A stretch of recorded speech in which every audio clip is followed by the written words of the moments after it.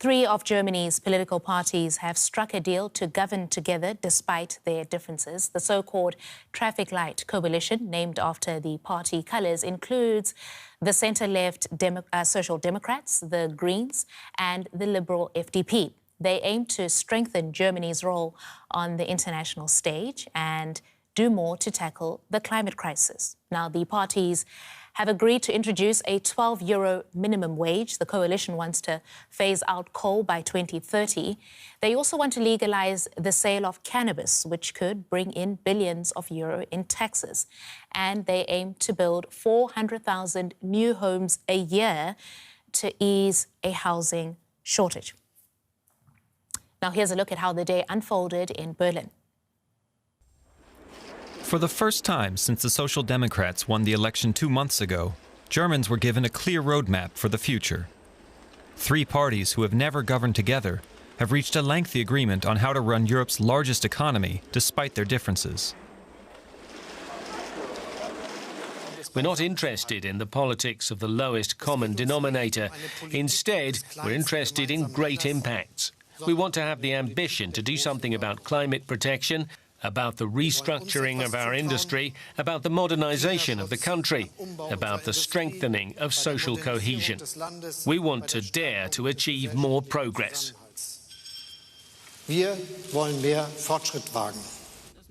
Perhaps the biggest announcement was the formation of a new ministry combining climate and the economy, to be headed by Robert Habeck of the Greens.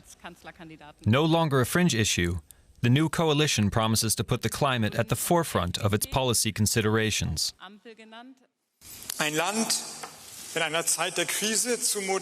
Modernizing a country in a time of crisis means a huge effort, and a great deal of determination will be needed.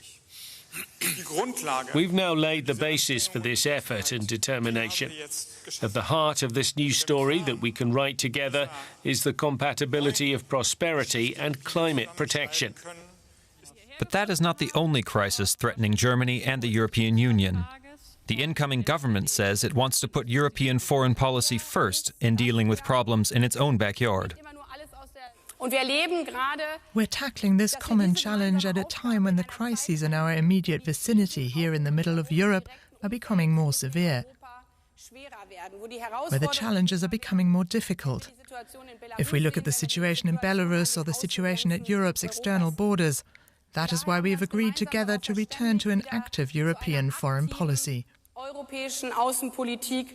The agreement addressed domestic needs as well, such as affordable housing, the need to improve Germany's vaccination rate as another COVID winter approaches, and digital innovation. Together, we have a mandate to modernize this country. The younger generation in particular has given us a mandate to overcome this status quo of the past years. Scholz is expected to be named Chancellor on December 8th. Then it will be up to him and the rest of the coalition to put the plan into action. Let's bring in our chief political editor, Michelle Kufner, for more. Michelle, it's clear that the new government coalition partners, they've got ambitious plans to change Germany into a greener, more efficient and progressive society. Do you have any better ideas about how they'll put that into action?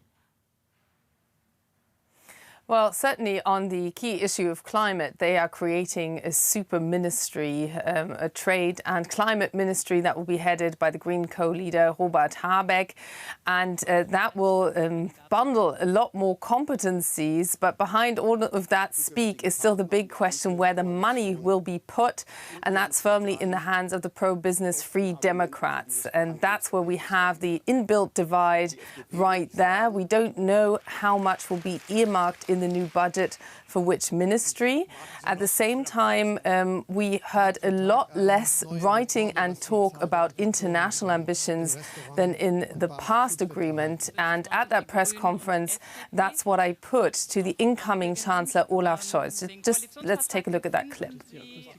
For an international audience in English, if I may, Mr. Scholz, during the last coalition, you were Vice-Chancellor. Europe was at the very top of that last coalition deal. Now, foreign policy starts at page 142. How will German foreign policy change And where will you start as Chancellor, or maybe also if you want to mention who the Foreign Minister will be? Germany stands by its responsibility within the framework of the European Union. We're a large country in the middle of Europe that's committed to the task of making the European Union better every day, making it work better. We are not standing on the sidelines commenting, but we want to play our part in making a strong, sovereign Europe possible. And we are aware of our deep transatlantic ties, in particular our cooperation with the US. This will be central to our future government. Michelle, I want to ask you about the contest for cabinet positions during the negotiations. What does it tell you about how different these parties really are? Well, it tells me that some tough decisions had to be made. For instance, the Transport Ministry didn't go to the Greens. That's something they're already getting quite a bit of fire over from their own party base. And they will have to put this whole marriage contract of the coalition to the party grassroots. That will be continuing over the coming days. And the week after next, we will then most likely see Olaf Scholz sworn in. We're still to learn who the names are on the Social Democrat side. They are the strongest party. That is also reflected, but we saw the weakest party get 4 of those ministries. At least 2 can be considered key.